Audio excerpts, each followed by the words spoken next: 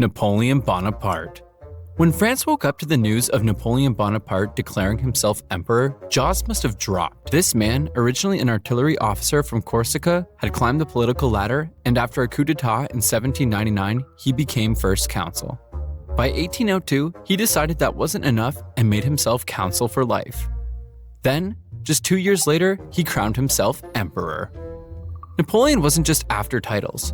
He centralized power and put his men in key positions and made sure everyone knew who was in charge. He was a master of propaganda, controlling the press to keep his image spotless and squashing any dissent faster than you can blink. His biggest hits include the Napoleonic Code, which revamped French law and stuck around long after he was gone. He also reformed the education system, established the Bank of France, and improved infrastructure, leaving a lasting legacy in France. But let's not forget his military campaigns, where he seemed to be everywhere at once, expanding French territory and influence all over Europe. His secret police kept a tight grip on anyone who dared to oppose him, and his wars left Europe in chaos. However, Napoleon's downfall came when he overreached. He decided he was going to invade Russia in 1812, and this act severely weakened his army. Then, a coalition of European powers united against him, and he was eventually defeated at the Battle of Waterloo in 1815. Exiled to the island of St. Helena, he spent his final years far from the empire he once ruled. Kim Jong-un. When you talk of famous dictators, it's impossible not to mention Kim Jong-un. Born on January 8, 1984, this North Korean leader has a pretty unique story. Starting off, he wasn't even the first choice for the role. His older brother, Kim Jong-nam, was supposed to take over, but after being caught trying to visit Disneyland in Japan with a fake passport, Kim Jong-nam fell out of favor, and Kim Jong-un became their heir apparent. Now, Kim Jong-un took power in 2011, after his father, Kim Jong, passed away, and he did make his presence known to the whole world. His rule has been characterized by strict control, with reports of purges and executions of those he considered threats, including his own uncle. Life under his regime has been harsh, with severe restrictions on freedom and widespread propaganda keeping the populace in check. The world has watched Kim Jong-un develop North Korea's nuclear program, causing international tensions and fears of conflict. But it's not all gloom and doom. He did engage in historic talks with South Korea and even met with a sitting US president, which was a first. Kim Jong-un's rule has seen people suffering from food shortages and limited freedoms. However, he has attempted some economic reforms, albeit with mixed results. He's also a big basketball fan and reportedly loves Dennis Rodman's visits. As for his personal quirks, he's known for his distinctive hairstyle and love of luxury goods, despite the sanctions against his country. Kim Jong-un is very much alive, continuing to lead North Korea with his signature mix of showmanship and secrecy. Joseph Stalin. Most people have heard of Joseph Stalin, the man who took over the Soviet Union and turned into a superpower, all while creating an atmosphere of fear and repression. On December 18, 18, Joseph was born in Georgia, the country, not the state. Young Stalin wasn't always set on ruling a vast empire. He started out in a seminary, training to become a priest. But let's just say he found revolutionary politics more appealing than theology. Stalin got involved in revolutionary activities early on and became a key player in the Bolshevik Party. After Lenin's death in 1924, Stalin outmaneuvered his rivals to become the leader of the Soviet Union. Now, things really started to change. His rule was characterized by a series of purges known as the Great Purge, where millions of people were executed, sent to labor camps, or simply disappeared. He turned neighbor against neighbor with his intense surveillance state. Stalin's policies like collectivization led to widespread famine, notably the Ukraine famine, known as the Holodomor, which killed millions. But it wasn't all bad news. Stalin did push the Soviet Union to industrialize rapidly, transforming it into a major global power. The Red Army played an important role in defeating Nazi Germany in World War II, which is a pretty big deal.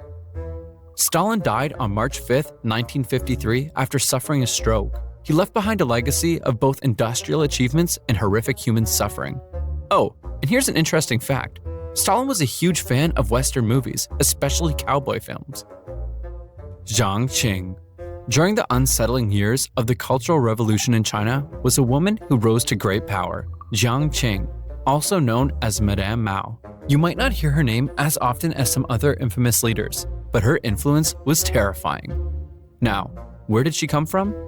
Born in 1914, Jang Ching started as a humble actress, but her marriage to Mao Zedong drove her into politics.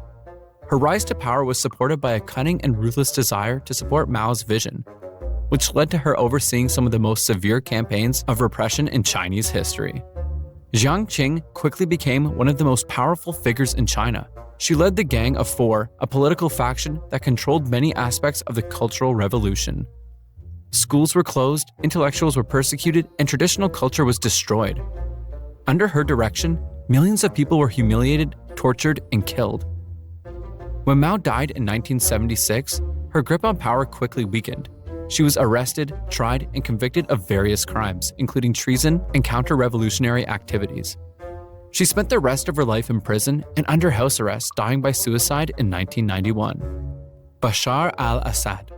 Many have heard of Bashar's father, Hafez al-Assad, but in this video, we're talking about Bashar al-Assad, born on September 11, 1965. Now, as a child, Bashar wasn't even expected to rule. He was the quiet one, more into studies than politics. Unlike his older brother, Basel, who was groomed for leadership, Bashar was into medicine and became an ophthalmologist. Yep, your guy was into fixing eyes, not looking to lead a nation. But fate had different plans. After Basel's sudden death in a car crash in 1994, Bashar was pulled from his medical career and thrust into the political spotlight. When Hafez died in 2000, Bashar took over as president of Syria. Bashar's rule quickly turned dark. His regime became known for brutal crackdowns, especially during the Arab Spring in 2011. Protests were met with severe violence, and the country descended into a devastating civil war. Under his command, countless civilians have suffered, and there have been numerous reports on human rights abuses, including torture and chemical attacks. The war has led to immense suffering and displacement. His regime has been accused of killing thousands, directly and indirectly, through the ongoing conflict. Any initial hopes for reform were crushed under his oppressive rule. As for bad reforms, Bashar's attempt to control the economy and media only tightened his grip on power, leading to further corruption and unrest. Bashar al-Assad is still alive, continuing to rule over a war-torn Syria, a leader whose reign has left a trail of devastation. Idi Amin of Uganda. A little boy from Koboko, Uganda, would grow up to be one of history's most infamous dictators. Idi Amin was born on May 17, 1925. Now, young Idi was quite the character, tall and strong, and he eventually joined the British colonial army. Following several promotions in the military, he caught everyone's eye with his charisma and toughness. Fast forward to 1971, and Idi Amin seized power in a military coup. Amin's rule quickly turned dark. He declared himself president for life and ruled with an iron fist. His regime was brutal, marked by widespread human rights abuses.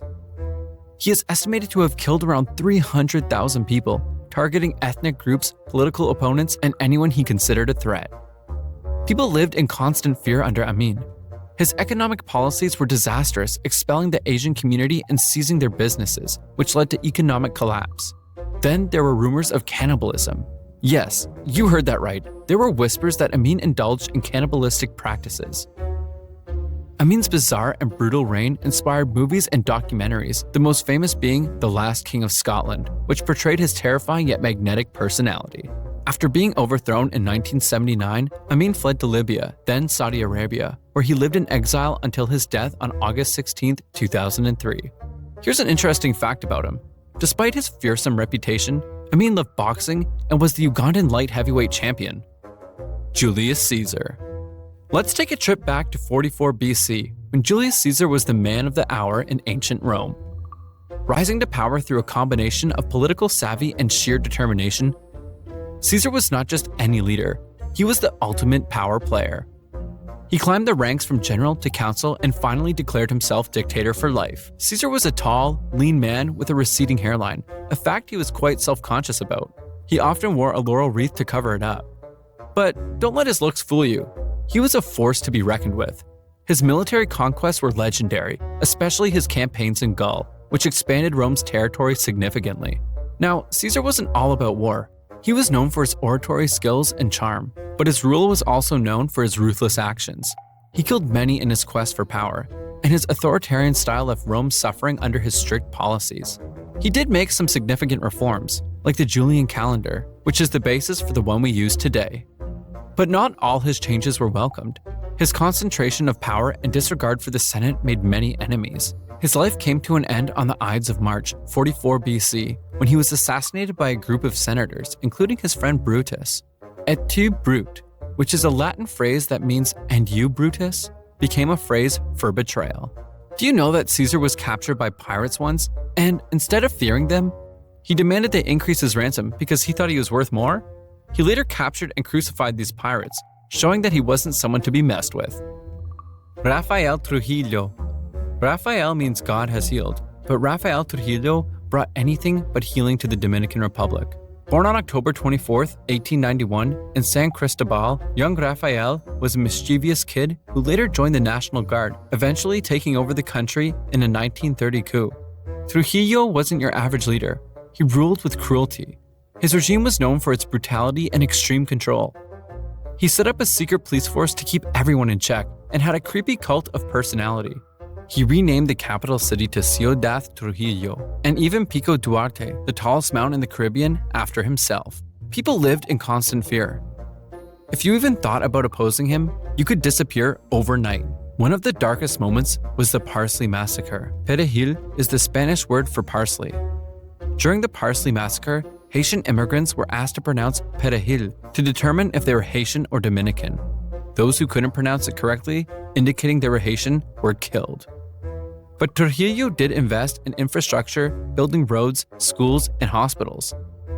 These projects did help the economy a bit, but his bad economic policies mainly benefited a small elite, including himself. Trujillo's reign of terror finally ended on May 30th, 1961, when he was assassinated by a group of conspirators. His death signified the end of one of the longest and most repressive regimes in Latin American history. Now, here's a weird fact about Trujillo. He was so obsessed with his image that he powdered his face to appear whiter in photos. Adolf Hitler. Is this list really complete if we don't talk about Hitler? Now, believe it or not, Hitler started off as an artist. Yes, you heard that right. Young Adolf had dreams of becoming a painter and even applied to the Vienna Academy of Fine Arts, but they rejected him. Twice. That must have hurt. This rejection, along with other personal setbacks, shifted his path almost immediately. He found himself drawn to politics, and by the 1920s, he joined the Nationalist Socialist German Workers' Party, or the Nazis, and quickly became their leader.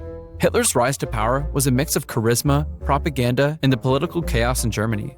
By 1933, he was chancellor, and soon after, he declared himself the Führer. Under his rule, Germany turned into a totalitarian state. Hitler was a vegetarian and had a deep love for his dog, Blondie. But let's not forget the monstrous side of his regime. His bloody acts included instigating World War II and orchestrating the Holocaust, where 6 million Jews and millions of others were killed.